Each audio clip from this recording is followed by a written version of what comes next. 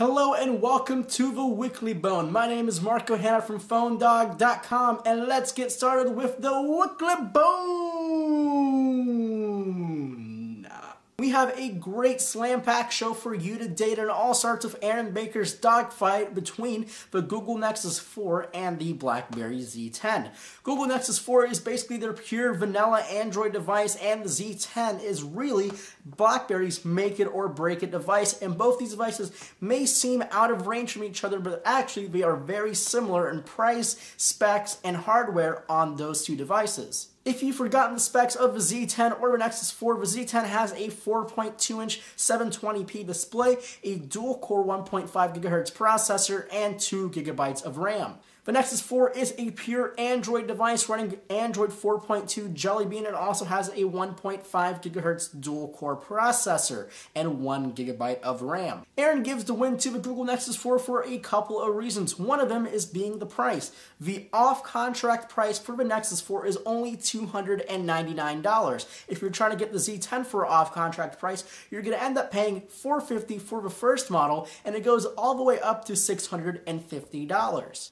Also, the app ecosystem on the Google Nexus 4, obviously Google Play has been there for a lot longer, almost as long as the iOS Store, and the applications will also be a lot more on the Google Play Store than BlackBerry App World. Our own Mr. Alex Wagner reported about the iPhone update for T-Mobile users. Well, if you already have an iPhone that's using T-Mobile's network, you're usually stuck with Edge, and that is a very, very ridiculously slow network. But there is a new update now out for all T-Mobile iPhone users that will update their iPhone's firmware to not only run on 4G HSPA+, but 4G HSPA, and also if you have an iPhone 5 that is currently unlocked and using a T-Mobile SIM, you will be able to use their LTE networks in the select cities that have T-Mobile's LTE network. Also, it will unlock things like HD voice and MMS on iPhone users, so hopefully and finally you can now send pictures without worrying about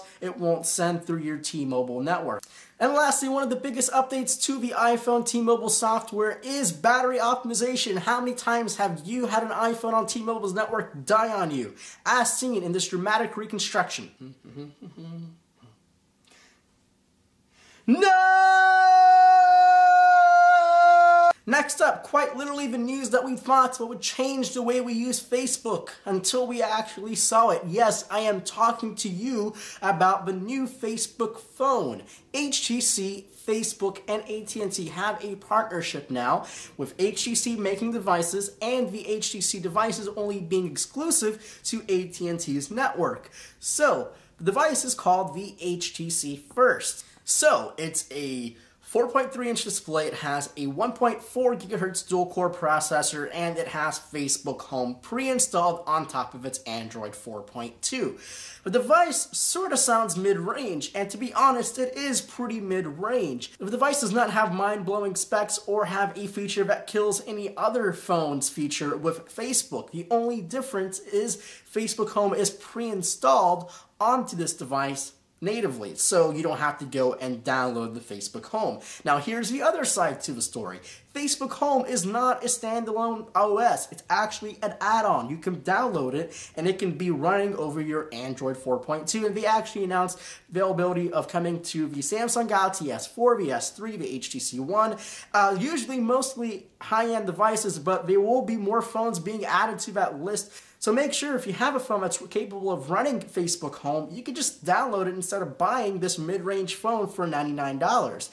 I personally wouldn't buy one of those phones. I would rather have an S4 or an HTC One, a really high-end product that I would love using, and also a new way to use Facebook Home. Well, that about does it. My name is Marco Hanna from PhoneDog.com. You can follow me on Twitter at @GEMarcoHanna, or you can also follow PhoneDog Aaron at PhoneDog_Aaron on Twitter, and I will see you in the next Weekly Bone here on the PhoneDog YouTube channel.